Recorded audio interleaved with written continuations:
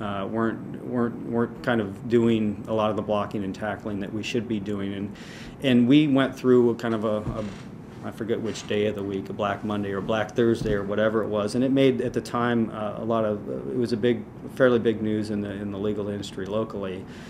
But it was a decision by the firm collectively that we need to take what we're doing seriously. We need to kind of double down on and focus on what we're good at and make sure we have the right people on board to do that.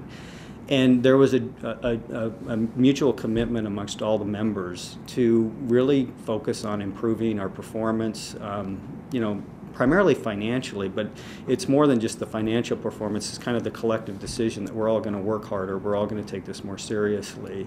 And that really was a transition point for the firm, where ever since that point we've had a consistent profitability growth, we've had a consistent growth in our attorney base, we've consistently increased the types of clients that we've been doing work for, where we've had more and more of a national client base.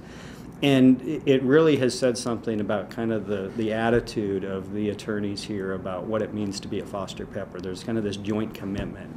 And I wasn't in this role at that time, but it is something that people, I think, here look back on and are very proud of, and that's the way I feel about it. I feel like, that was the point at which Foster Pepper kind of turned around and became what it is today, which is really one of the most strongly performing law firms in the city.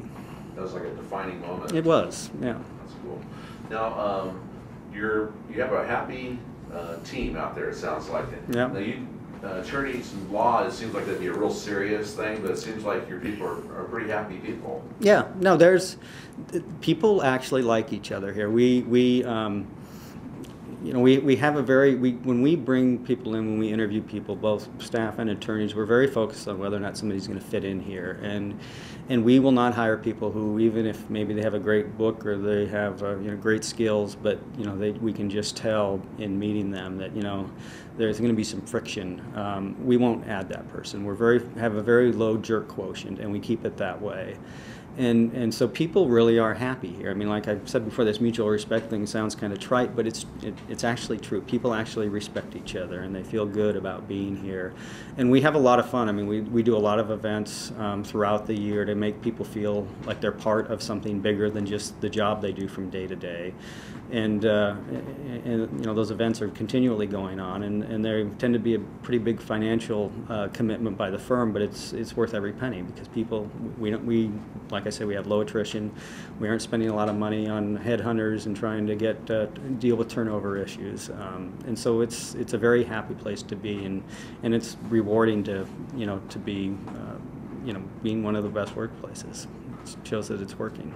And I heard that sometimes you have dinners or meals where the attorneys actually serve the staff. That's right. Yes, that's part of. We have our staff appreciation week, and there's a nice lunch where many of us don our aprons and get ordered around, and people get a big kick out of it, and it's well deserved. They deserve to be served like that. So it's a whole team, the people working on the desks and stuff. It's important to get people on the same page. Yep. Yep. Yeah. What's your goals for the future? First, to keep doing what we're doing. I mean, we feel like we're on a good trajectory, and the focus right now is a little bit more on the economic issues than the trajectory. But we're trying to continue to focus on the trajectory we have. Like a lot of law firms, you look 5 or 10 years out and you see that some of your most senior and important attorneys are, probably aren't going to be around 5 or 10 years from now. There's going to be retirements and transition issues, and so we're trying to manage that, and that's something that's got a fair amount of attention. And also just the scale issue. At 110 attorneys, we're big enough to be full service. But there's times we wish that probably we're a little bigger than that, in terms of, sometimes it'd be nice to have 3 or 4 people who specialize in a matter than 1 or 2, and sometimes we'll get a big transaction or case in, and it'd be nice to have more resources to support it. And so we think about scale sometimes, and so we're thinking about those issues. But for the most part, it's focusing on the clients and on the attorneys and the staff here to make sure everyone's doing, on the same page, working together, and making sure that our clients are getting the services they want. That continues to be the primary objective at all times. Now, if you were talking to a 13-year-old kid who said, someday I want to be CEO of a company, what kind of advice would you give that kid? Get financial training. It's amazing how many people don't understand how a business operates financially, which is critical to understand, I think. Work hard, study hard, be humble. Don't think you have it all figured out, because you don't. But you just kind of have to persevere and push yourself. You have to, one of the things I think you have to do is put yourself in uncomfortable situations, because that's how you grow. And so you have to always, as you're going through life, I think, put yourself in uncomfortable situations. And if you do that often enough, eventually you'll feel comfortable in situations where others aren't. And I think that's one of the indicators of leadership, is when you're able to do that. And Teddy Roosevelt's father told him, if you have two roads, one's easy road and one's the hard road, always take the hard road. Yeah, I would agree with that. Sometimes it's difficult, but I think that's the right advice. Now, if you look at the news, everybody says doom and gloom out there, but the people we're talking to, the CEOs I've talked to, are all excited about the future. Yeah. What's your take on the future?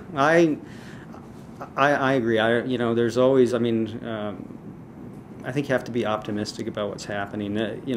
Will things change? Yeah, things will continue to change. And will the market in the next decade be as good as it was through the 2001 to 2008 period? Probably not. I don't think it'll be as good. It'll be slower. I think the economy is not going to be as good as it was, but it's going to be there, and there's going to be kind of probably a different mixture of what people are doing, and those are times of opportunity, trying to think ahead about, okay, what's going to be going on, what's the impact on our municipal group, what's the impact on our real estate group, what adjustments we should make in terms of how we're marketing and who we're marketing to. Thinking about those things and focusing on them is fun, and it's part of what we do as managers and as the practice group leaders. And if you engage in those exercises and you do it with any level of skill, you'll find that things are going to be okay, because you've kind of thought ahead, you've figured things out, and you'll do fine. And so I think, are we nervous? No. We're optimistic. We're looking for opportunities to grow, and I think we'll find some. Now, they don't really give out Academy Awards to CEOs. Right. But getting it recognized as one of the best workplaces is a pretty good deal. It is. Very proud if we win this thing.